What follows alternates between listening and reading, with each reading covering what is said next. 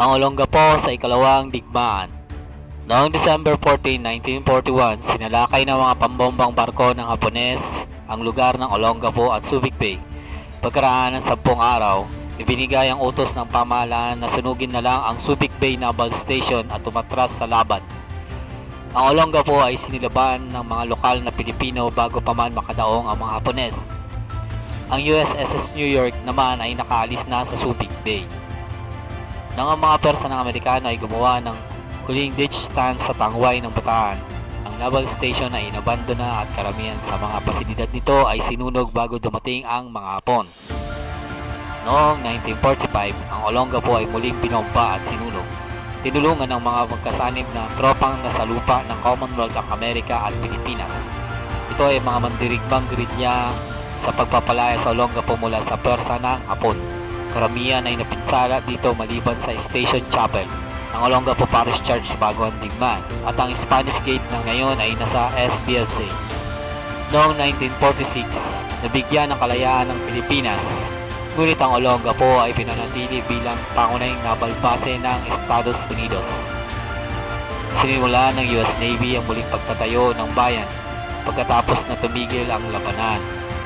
Unti-unti naging bagong komunidad ang Olongapo, itatag ang mga bagong negosyo, plano, mga proyektong pabahay, at naibalik ang mga pasilidad ng Civico.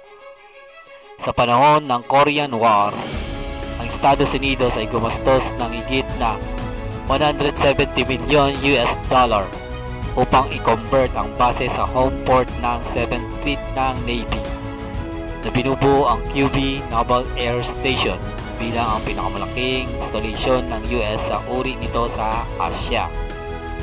Nilipat ng mga otoridad ng US Navy ang tirahan mula sa lugar ng dating Public Works Center patungo sa intersection na kilala ngayon bilang Rizal Avenue at Ramon Magsaysay Drive, at sa mga barangay ng New Asinan at New Kalalake.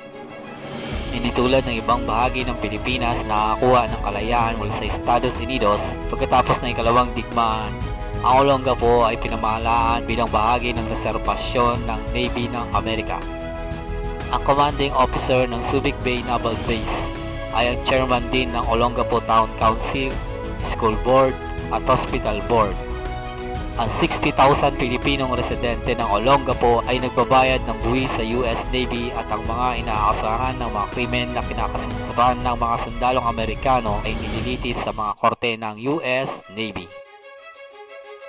Noong July 1955, binihayag ng alkalde ng Maynila na si Arsenio Lacson na ang mga tauhan ng serbisyong Amerikano na inakasahan ng krimen sa Maynila ay lilitisin sa mga korte ng Pilipinas dahil na din sa pang-aabuso ng US Navy sa mga Pilipino sa Olongapo. Ang pagsuko sa Olongapo. Pagkaraan ng 8 taon, hiniling ng mga mamamayang Pilipino na ibalik ang Olongapo sa pamamahala sa gobyerno ng Pilipinas. Ang Olongapo ay ang huling bahagi ng teritoryo ng Pilipinas na isinuko ng Amerika sa bansa noong 1950s.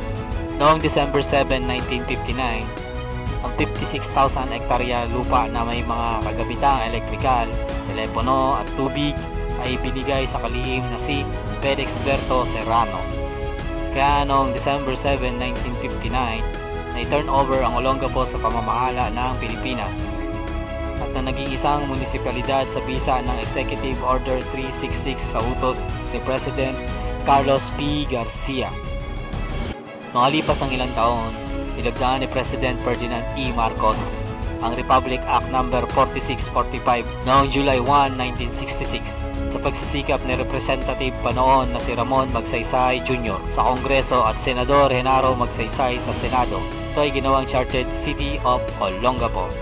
Noong 1983, naging mataas ang lungsod ng Olongapo na urbanisadong lungsod sa gitnang Luzon.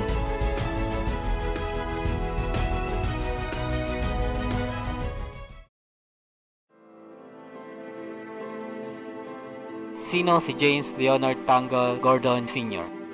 Si James Leonard Gordon ay ang pinakaunang alkalde ng munisipalidad ng Olongapo mula December 30, 1963 hanggang February 20, 1967.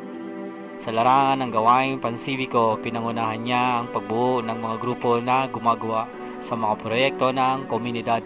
Isa siya sa mga organizer ng Olongapo Civic Action Group na nagtatrabaho sa mga proyekto sa pagpapaganda at sa pangkahalatang pagpapabuti ng lungsod.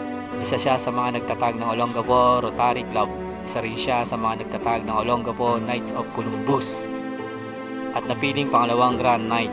Inorganisan niya ang Olongapo Businessmen's Association na may malaking bahagi sa buhay ng komunidad hanggang sa ngayon. Pinangunahan ni Gordon ang hakbang na gawaing malaya ang Olongapo sa pamumuno ng US. Siya ay ginagalang ng mga opisyal ng US Navy. Ninantad din niya ang mga pang-aabuso at harassment na dinanas ng mga residente ng Olongapo sa ilalim ng pamamahala ng militar ng US. Sinuportahan ng mga opisyal ng lalawigan ng Zambales si Gordon sa laban na ito upang maging malaya sa mga pag-iipit ng military ng Amerika. May 3 pagtatangka sa kanyang buhay, kasama dito ang paghagi sa kanya ng granada, gayon din ang pagtambang sa kanya sa sigsag ng Kabalan. Noong February 20, 1967, habang nakikipag-usap sa isang constituent sa unang palapag ng City Hall, siya ay binaril sa ulo ni Nonito Alicastre, isang nakataas na bilanggo ng National Penitentiary. Ang kanyang libing ay isang pinakamalaking naganap sa Olongapo. Nagkaisa ang mga senador, congressman, ambasador sa pagdadalamati ng buong Olongapo.